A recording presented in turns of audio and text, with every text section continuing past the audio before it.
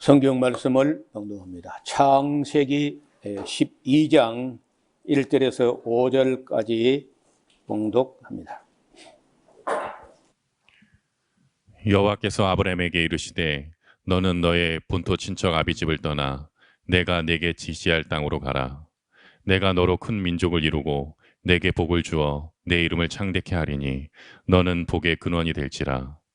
너를 축복하는 자에게는 내가 복을 내리고 너를 저주하는 자에게는 내가 저주하리니 땅의 모든 족속이 너를 인하여 복을 얻을 것이니라 하신지라. 이에 아브라함이 여호와의 말씀을 쫓아갔고 롯도 그와 함께 갔으며 아브라함이 하란을 떠날 때에 그 나이 75세였더라. 아브라함이 그 아내 사레와 조카 롯과 하란에서 모든 소유와 얻은 사람을 이끌고 가나안 땅으로 가려고 떠나서 마침내 가나안 땅에 들어갔더라.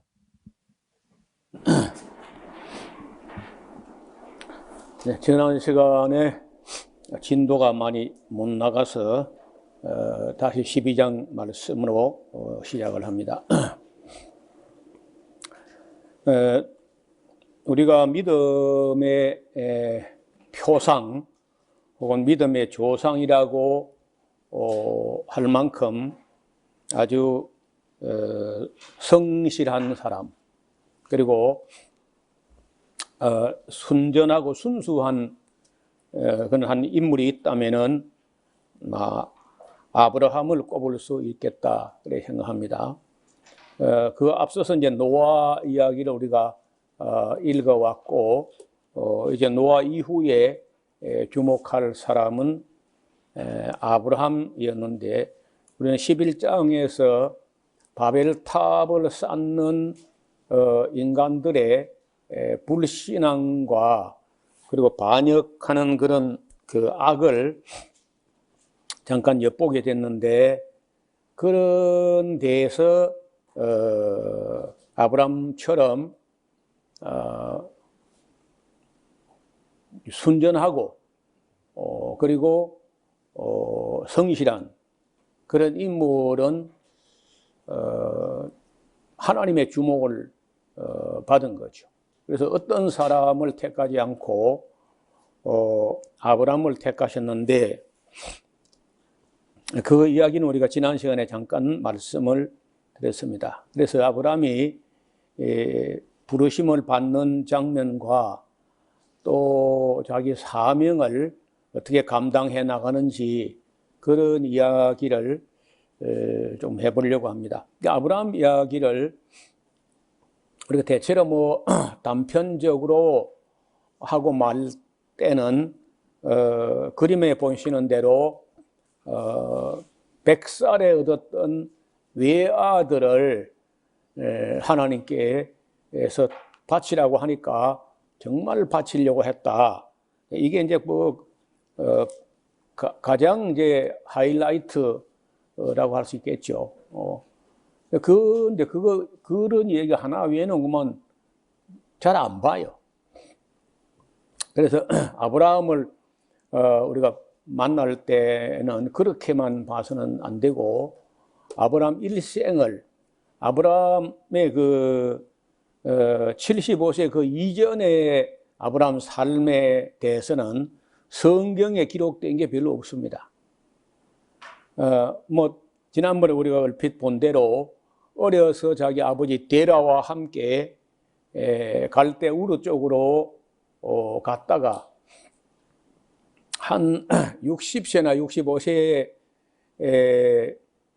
될 즈음에 갈대 우르에서 다시 이제 원래 태어났던 고향 하란으로 와서 또 거기 와서 또 일정 기간 동안 살았는데, 자기 아버지 데라가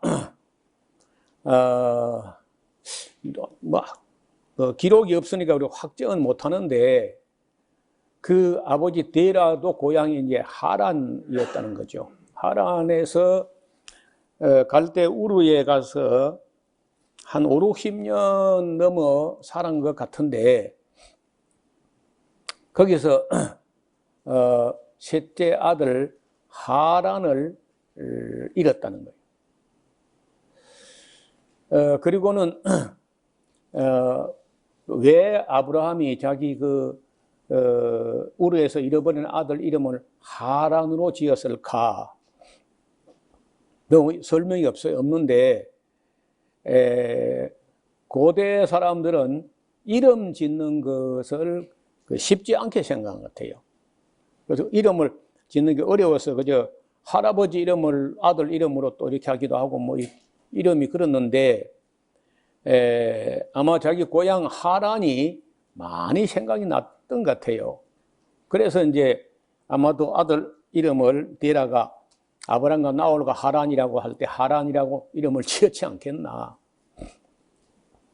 근데 그 하란이 죽자 큰 충격을 받고, 어떤 충격을 받고 어떻게 생각했는지는 모르지만은 데라가 아브람과 나홀과 조카 롯과 다 데리고 하란으로 돌아왔단 말이에요. 근데 하란으로 돌아왔을 때 데라를 어떻게 하나님께서 뭐 부르셨는지는 뭐 기록이 없어요. 그러나 가나안 땅으로 가고자 하더니 안 가고 그냥 고향 하란 땅에 눌러 앉았다고 되어 있거든. 지난번에 우리가 봤잖아요. 가나안 땅으로 가고자 하더니 안 가고 거기 눌러 앉으니까 당연히 뭐 아브람도 그 아버지하고 함께 이제 눌러 앉아 있는 거죠. 하란 땅에. 거기가 친척집이고 본토고 그 데라의 고향이고 그리고 뭐 나홀의 땅이고 다 제가 보기에는 뭐 아마도 셈의 아들 아르박사 때부터 넬이 그저 다 그 하란 땅에 살았지 않겠는가 이렇게 이제 보는 그런 입장인데, 그렇게 보는 입장은 저와 몇 사람밖에 없어요. 에스라하우스 강사들 몇 사람만 그렇게 보고 전부 다 아직도 대부분은 뭐 아브라함의 고향을 하란이라고 아니고 이제 갈대우르라고만 생각해요. 근데 자세히 보면 아니라고. 어떻든 데라가 고향 하란 땅에 눌러 앉아서 이 나이에 내가 또 무슨 지금 우르에 가가지고 하란을 잃어버렸는데 이 나이에 또 뭐 내가 가나안 땅으로 또 가겠는가 하고 고향 하란을 떠나기를 데라는 좀 꺼린 것 같습니다. 사실은요, 사람은 탈출을 잘 해야 성공을 해요. 대부분 보니까. 탈출, 엑소더스. 단 이제 어디서부터 어디로의 탈출이냐? 그건 남아있는 문제예요. 제가 신학교 다닐 때, 그 연세가 많은 교수님이 계셨는데, 대단히 실력자예요. 연세가 많아도 늘 그렇게 공부하는 그런 분이고, 아주 참, 신실한 그런 분이었어요. 이분이 이제 그런 얘기를 하더라고, 한 번. 사람이 모름지기 떠나야 할 곳을 떠날 줄 아는 그런 인물이 큰 일을 한다는 거예요. 그래서 상당히 일리가 있다 싶었어요. 그때만 해도. 그 뒤에 이제 제가 동창회 50이 넘어서 이제 초등학교 동창회, 중학교 동창회 이렇게 한두 번 가봤는데, 고향을 안 떠나고 고향에 가만히 있는 사람들은요, 그냥 그대로야. 하나도 변한 것도 없고 하나도 발전된 게 없어요. 또 고향을 떠나면 다냐?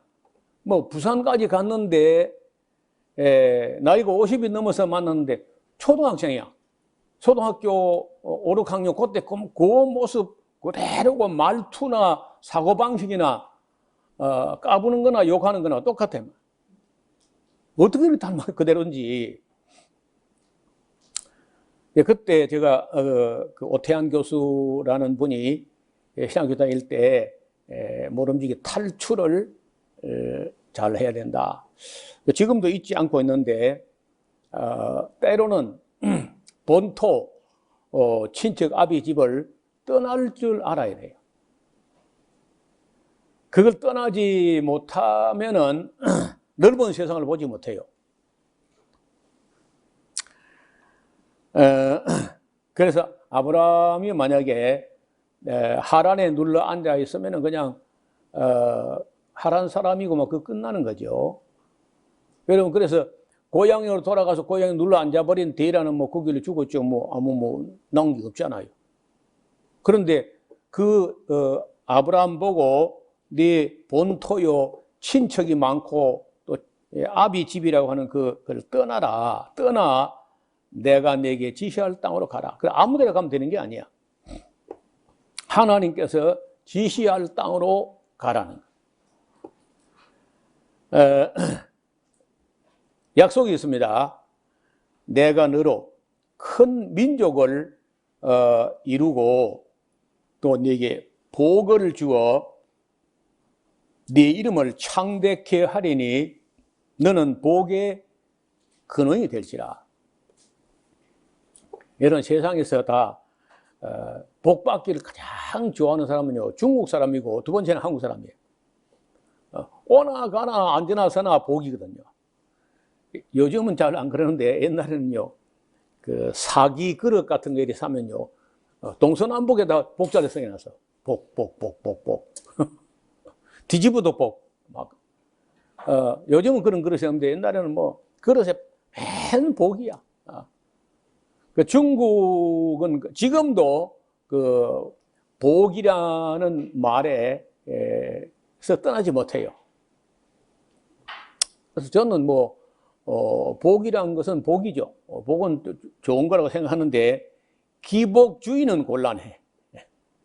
기복주의는 잘못된 거고 여기 하나님께서 복을 내리신다. 또 너를 저주하는 자는 내가 저주하리니 너를 축복하는 자에는 내가 복을 주고 너를 저주하는 자는 내가 저주하리니 땅의 모든 족속이 너를 인하여 복을 얻을 것이냐. 그러니까요 세상에서 뭐 세상적인 표준으로 잘 되고 성공하고 출세하고 돈 많이 벌고 뭐 어쩌고 이런 거 많이 있어요. 많이 이 아브라함 모르고도 많이 있는데 진정한 복을 받은 사람, 영원한 가치가 있는 복을 받은 사람 치고 아브라함 모르면 그건 가짜야. 한국에서 뭐 아무리 출세하고 잘 나가고 했다 손쳐도 아브라함을 모르고 있다 하면은 그 사람 복 받은 거 아니야. 그런 의미에서 아브라함과 아브라함의 자손 다윗과 예수님으로 말미암는 영원한 생명의 복을 누리지 못한 사람들, 아브라함과 다윗의 자손 예수님을 모르는 사람들, 그런 사람들 치고 뭐 그 진정한 복 받은 거 아니라는 거예요.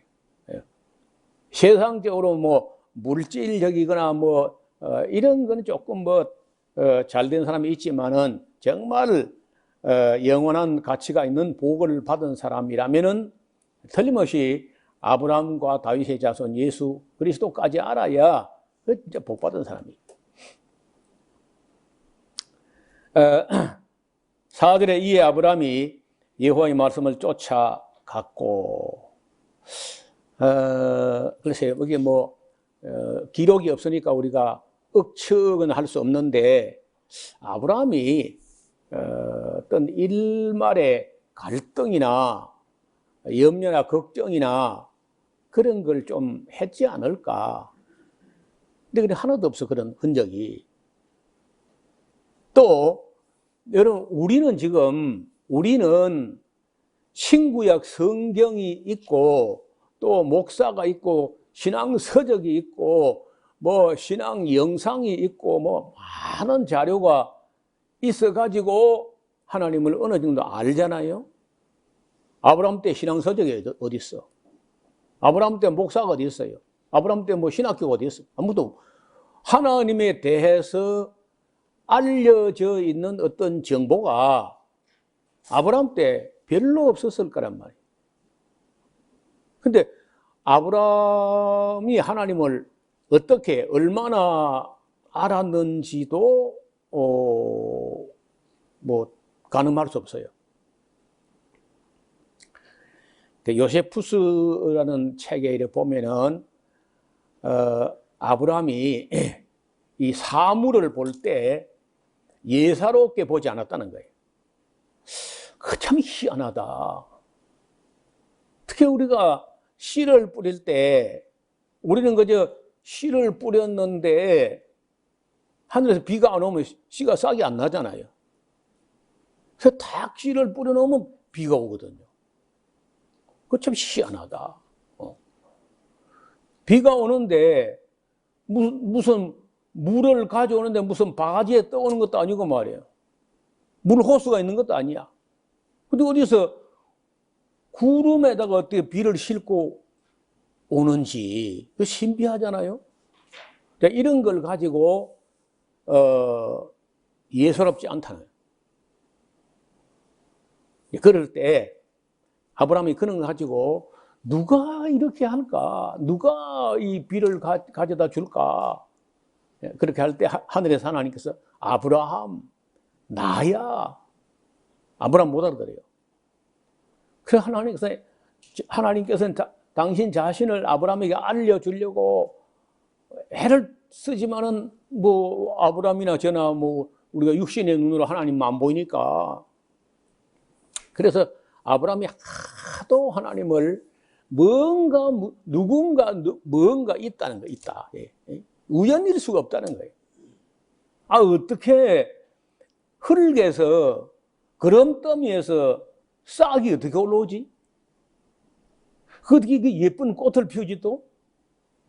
아니, 거기서 무슨 과일 열매가 이렇게 맛도 좋고, 향기도 좋고, 빛깔도 좋고, 모양도 예쁘고, 먹으면 새콤달콤하고, 시원하고, 피로가 풀리고, 이런 걸 예서로 그냥 자연이다 이렇게 보지 않고 누가 이렇게 하냐, 누가 이걸 갖다 달아놨냐 하고 이제 아브라함이 그걸 알고자 애를 썼다는 거예요. 하나님께서는 나야 해도 못 알아듣는 거예요. 그래서 이제 아시는 대로 여러분 읽어 나가면은 하나님이 인간의 모습이 되어 가지고 찾아와요. 만나주는 거예요. 어떻든 노아가 어떻게 하나님 음성을 들었는지 우리는 뭐 설명이 안 돼요. 그러나 이제 아브라함이 어떻든 하나님을 어느 정도 알고 그리고는 그 약속과 그 말씀을 믿었다는 거예요. 믿고 여러분 사람이 이사 살던 곳을 떠난다는 게 그 쉽지 않잖아요.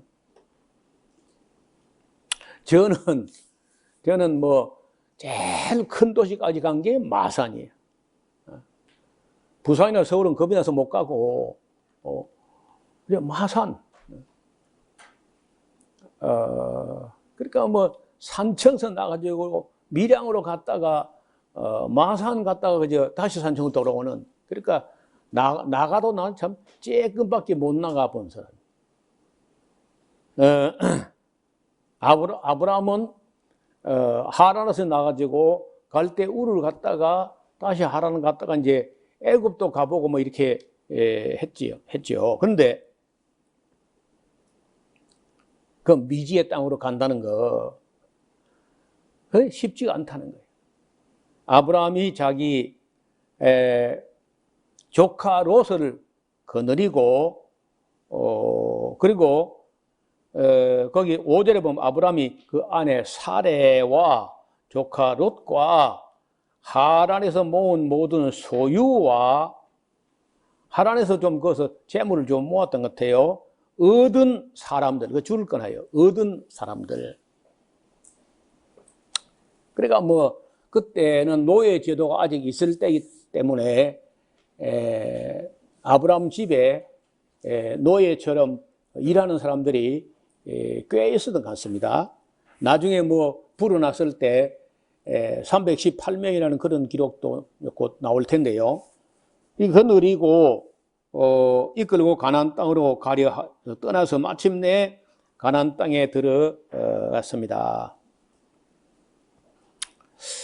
그 낯선 땅으로 이사를 간다는 게 좀 쉽지 않아요. 왜냐하면은 어디를 가면은 그게 사람들한 게 말이에요.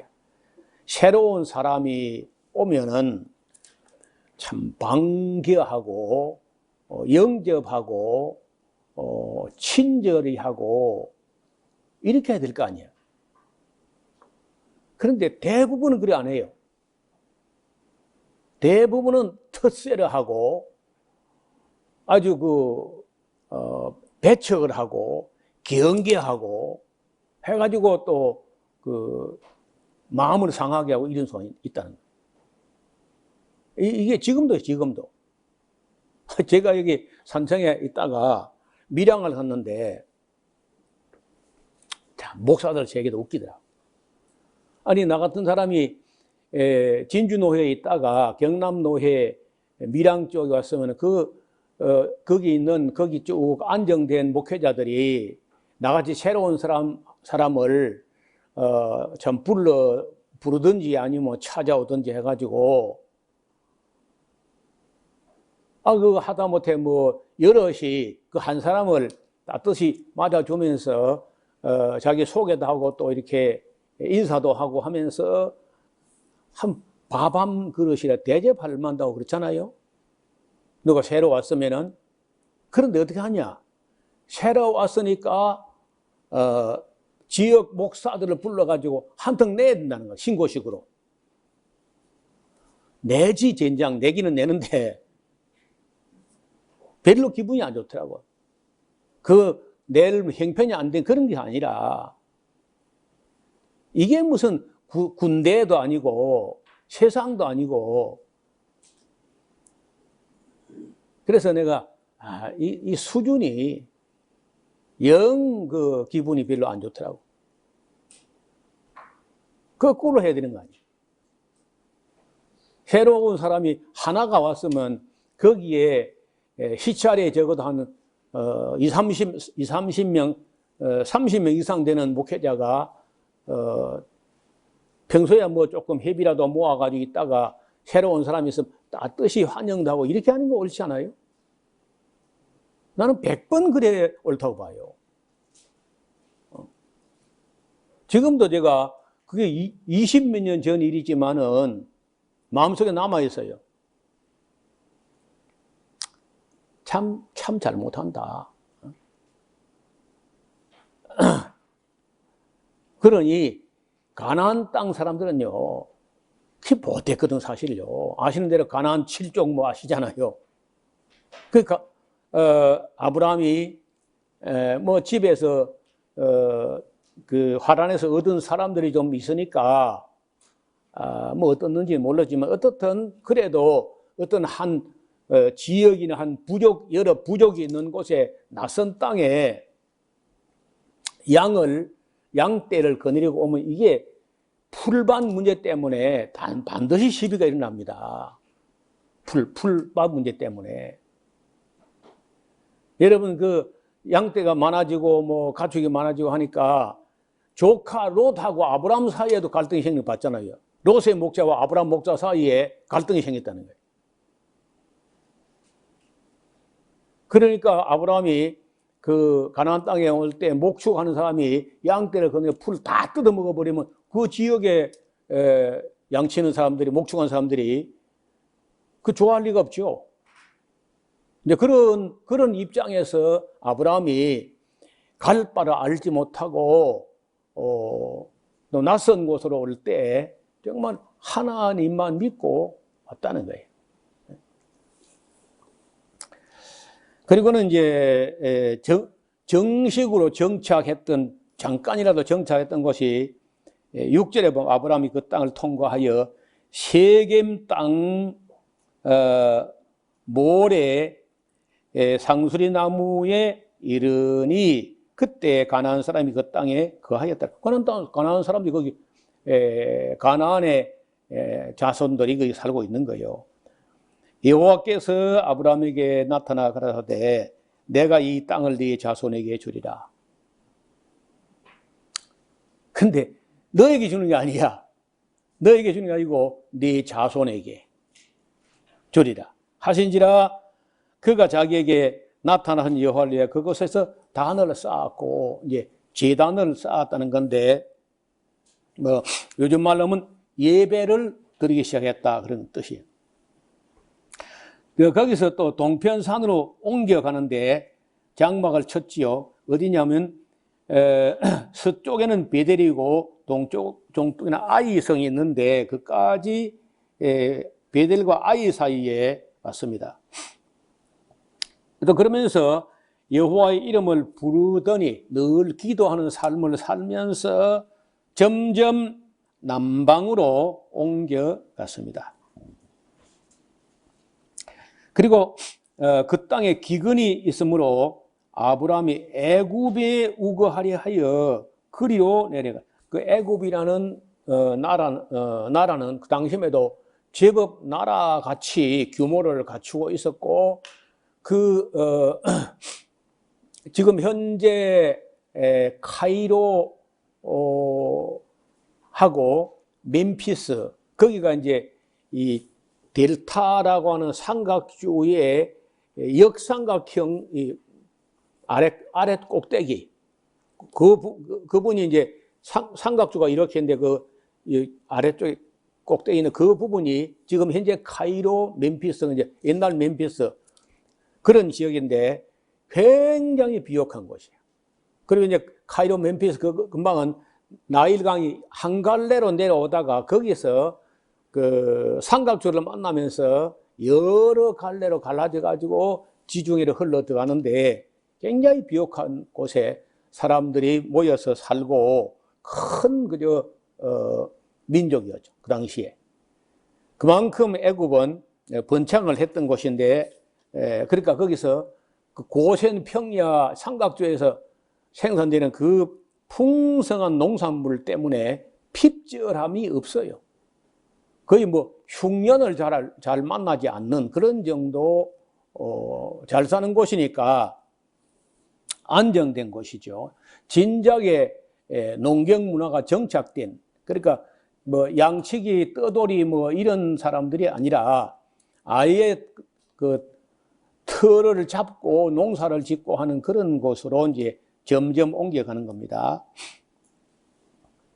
그 땅에 기근이 있으므로 아브라함이 애굽에 우거하려 하여 그리로 내려갔으니 이는 그 땅에 기근이 심함이었습니다. 그래 가나안 땅 쪽에는 가나안 땅 중에도 세겜 북쪽은 오히려 비옥한 땅이 들어 있어요. 세겜에서 내려올수록 비옥한 땅은 없어지고 양치기는 좋지만은 농사하기는 별로 안 좋은 곳입니다. 그래서 오는 사람 가는 사람 이야기를 들어보니까 애굽에는 항상 양식이 있다. 아마 그런 소문을 아브라함이 들었던 것 같습니다.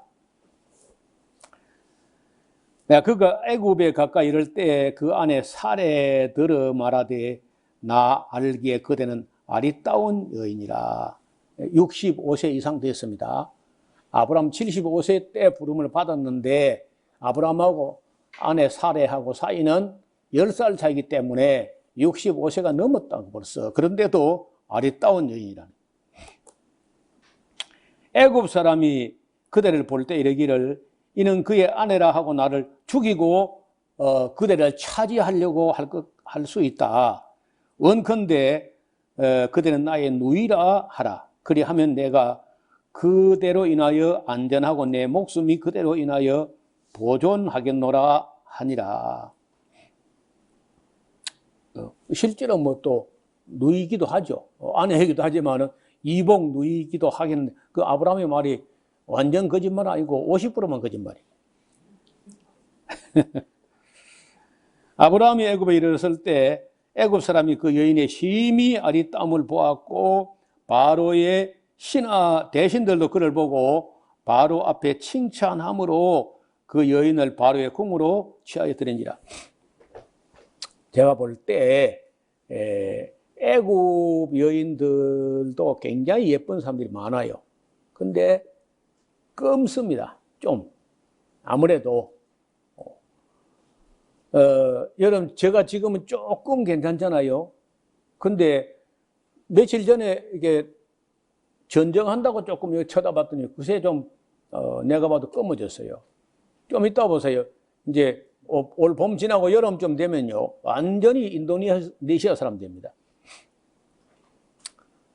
근데 뭐 만약에 1년 내도록 햇빛이 비친다고 하면은 우리도 쉽게 검어집니다. 그러니까 애굽 사람들이 볼 때 사라 같은 경우는 훨씬 뽀얗고 아름다웠을 것 같아요.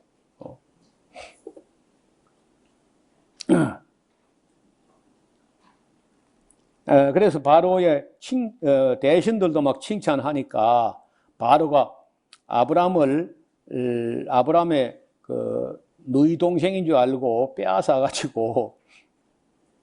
빼앗아간 대신에 아브람을 후대해가지고 양과 소와 노비와 암수 나귀와 약대를 많이 아브람에게 주고 그 사라를 빼앗아갔어. 아브람은 아주 수지 맞았죠. 그래서 이제 여호와께서 아브람의 아내 살의 연고로 바로와 그 집에 큰 재앙을 내리신지라. 바로가 아브람을 불러 이르되 네가 어찌하여 나를 이렇게 대접하였느냐? 네가 어찌하여 그를 네 아내라 내게 바로 말하지 아니했느냐? 네가 어찌하여 그를 누이라 하여 나로 그를 취하여 아내를 삼게 하였느냐? 네 아내가 여기에서는 이제 데려가라 하고 바로가 그 사람들에게 그의 일을 인하여 명함에 그들이 그 아내와 그 모든 소유를 도로 돌려 보내줬습니다. 여기 이제 우리가 애굽에 가서 있었던 어떤 수모라 할까, 어떤 봉변이라 할까, 뭐 그런 아픈 일이 있었는데, 그러나 하나님께서 바로로부터 사라를 지켜 주신 거죠. 그래서 이제 여기 이제 이런 정도만 나오게 되는데, 이 사건은 별로 뭐 그 애굽의 바로 왕이나 그 신하들이 뭐 깨닫고 한 거는 없을 것 같아요. 그것만 가지고는. 나중에 이제 아브라함의 아들 이삭의 아들 야곱의 아들 요셉쯤 됐을 때 다시 한번 그 바로에게 아브라함의 하나님, 이삭의 하나님, 야곱의 하나님, 요셉의 하나님을 바로 왕궁에 또 다시 소개할 수 있는 그런 기회가 오게 됩니다. 저는 이런 선교야말로 하나님의 선교, 신학적 용어로 미시오 데이라 그래요. 미시오 데이, 하나님의 선교. 사람이 막 노력을 해서 선교를 하기도 하지만은 사람이 그저 정직하게 성실하게 착하고 충성되게 이렇게 살면은 그 삶이 그 지역 사람들에게 하나의 선교가 된다는 거예요. 여러분 뭐 아시는 대로 요셉이 내가 선교하리라 뭐 이런 한 거 없었잖아요. 아브라함도 나는 선교사다 뭐 이런 것도 없었고 선교사 파송에 이런 것도 없었고 누가 뭐 선교 후원을 한 것도 아니야. 아닌데 성실하고 정직하고 착하고 충성되게 그리고 복되게 산다는 거야. 하나님을 공경하고 그래 사는데 그 삶이 곧 선교가 되었다. 나중에 그랄 목자 같은 사람들도 이제 사라를 또 빼앗아 갔다가 혼쭐을 하고 이삭 때까지 또 그랄 목자가 이어지면서 아브라함의 삶을 지켜보고 이삭의 삶을 지켜보고 쭉 지켜본 후에 그들이 뭐 한 번도 선교사 임내 이렇게 하지도 않았는데 그 삶을 보고 그들이 찾아와서 하는 말이 우리가 보니까 당신들의 삶 속에 하나님이 함께하는 걸 우리가 분명히 봤다는 거예요. 이게 선교라는 거예요. 그래서 막 우리가 선교한답시고 뭐 나팔 불고 뭐 이래 하는 게 아니라 정직하고 성실한 착하고 충성된 그리고 복된 삶이 그 시대의 선교가 됐다. 이것은 인간이 인위적으로 뭐 수단이나 프로그램을 가지고 하는 선교가 아니라 하나님의 선교. 하나님이 우리의 삶을 통해서 나타나지는 선교. 이걸 제가 참 옛날부터 늘 강조하는 그런 편인데, 여러분 우리 여기 방목리 일대에 우리 믿는 가정들이 몇 가정이 살잖아요. 그리고 우리 믿는 가정의 삶을 통해서 우리 이 지역사회 사람들이 저 사람들이 믿는 샤론 장로교회라고 하는데 그 믿는 하나님을 좀 알아봐야 되겠다 하는 생각이 일어나게끔 우리가 살아야 돼요. 그걸 연구를 해야 돼요. 전도지를 돌리고 뭐 전도 프로그램을 하고 뭐 이런 것도 할 수 있겠지만은 그보다 더 중요한 것은 평소에 우리의 삶 속에서 그들이 하나님을 볼 수 있어야 돼요. 그게 안 되면은 우리 선교는 실패입니다. 전도지 아니라 별의 별짓 해도 안 돼요. 우리 삶이 구별되게 복되게 거룩하게 착하고 충성되고 성실하게 이게 보여지지 않으면은 우리 선교는 실패한다는 거예요. 이곳에 샤론 장로교를 세운 목적도 달성이 안 되는 거예요. 그래서 우리 이웃들과의 관계에 정말 누가 이 동네에 뭐 하도 우리 동네에 사람들이 많이 이사를 오니까 누가 왔는지도 모르고 누가 갔는지도 모르고 이거 좀 아쉬운 것 같아요. 우리가 성도들이 좀 잘 살펴서 누가 새로운 가정이 한 가정에 이렇게 이사를 왔다면은요, 샤론 교회가 제일 먼저 달려가야 돼요. 샤론 장로교회가. 작은 선물이라도 가지고 제일 먼저, 근데 그게 전혀 안 이루어지는 것 같아요. 그리고 뭐 교회 나오세요 이런 거 안 해도 우리 삶으로 정말 빛이 되고 소금이 되고 이사 온 사람들이 막 신고한다고 떡을 내고 하는 게 아니라 여기 있는 사람들이 떡을 갖다 줘야 되지 않느냐는 거예요. 오늘은 이 아브라함 선교사가 이제 막 가나안 땅 들어와서 애국까지 한번 쭉 둘러본 정도, 여기까지만 우리가 말씀을 드리고, 이제 그 다음 시간에 이제 우리가 이어지는 것은 아브라함이 실제로 앞으로 아브라함 선교 100년, 아브라함 75세에 소명을 받아가지고 175세까지 선교적인 삶을 아브라함 100년 선교가 어떻게 이루어졌는지 한번 배울 수 있는 그런 기회가 되었으면 좋겠습니다. 하나님 아버지, 오늘은 하나님의 사람 아브라함이 하나님 부르심을 받고 이것저것 계산하거나 따지거나 하지 않고 낯선 땅으로, 그 거칠은 땅으로, 산설고 물설은 땅으로, 또는 어떤 면에서 하란 땅보다 척박한 땅으로 아무 조건 달지 않고 부르심에 응답하는 그런 장면을 지켜보았습니다. 또 앞으로 아브라함이 어떻게 아브라함은 선교가 이루어지는지 우리가 잘 배우기를 원하며, 우리도 이 땅의 삶을 시작하면서 앞으로 우리 지역 사람들이 우리의 삶을 부러워하는, 또 우리의 삶을 통해서 하나님을 보는 그런 우리 삶이 되게 하여 주옵소서. 예수님 이름으로 기도하옵나이다. 아멘.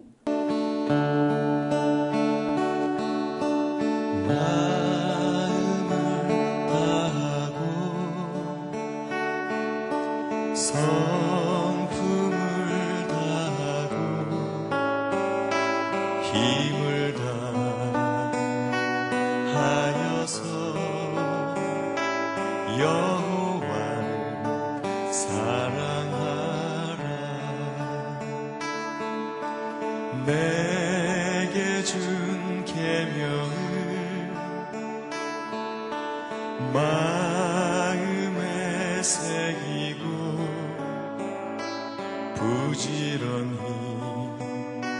부지런히 이웃에게 전하여라. 그러면 내가 짓지 않은 큰 집을 주리라. 내가 심지 않은 과실을 먹게 하리라.